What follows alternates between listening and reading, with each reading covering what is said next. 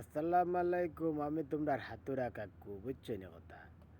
কতই যে আজকেও আমরা মেসিটা হারে গেছি, এটা নিয়ে তোমরা কোনো চিন্তা করো না।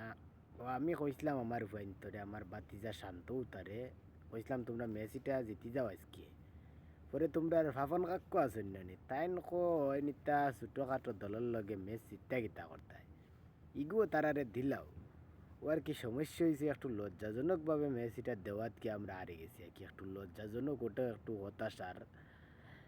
তবে তোমরা ইটা লইয়া চিন্তা করো না, বুঝছো নি?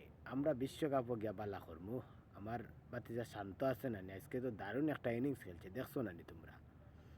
আর আমার বাতিজার রিশাদু একটু বেশি ভালাভালি হরে লিছিল, কই বিশ্বকাপ জিতি। তো বেটা বিশ্বকাপ জিতার মতো দল আমরা নাই, বুঝছো? এটা কইস না তুই, কইয়া আমার মান সম্মানটা কইস না। আমি এইছি বাংলাদেশ ক্রিকেট ধ্বংস করে দিতাম না। না মানে বাংলাদেশ ক্রিকেটের বিশ্বকাপ জেতার মতো যোগ্যতা সম্পন্ন একটা দল বানাইতাম আর কি। তোমার বাতিজা রিশাদ আজকে পারছে না, বিশ্বকাপও গিয়ে বিশ্বকাপের উইনিং শট দিব, বুঝছো না কথা? এটা ছোটোখাটো দলের লগে আমরা জিততাম চাই না, এর লাগে আমরা হারে গেছি। আমি গতকালকে কইছিলাম যে মেসিটা আমরা জিতি যাবো না, চিন্তা করে দেখলাম আমরা পাপন কাকু, তোমরা পাপন কাকুকে কইছেন মেসিটাও হারি যাও, এটা জিততে গিতা করতা, ছোটোখাটো দলের লগে জিতার দরকার নাই রে বাবা। ও আমরা হারিয়ে গেছি আর কি, সমস্যা নাই, বিশ্বকাপও আমরা বালা করবো।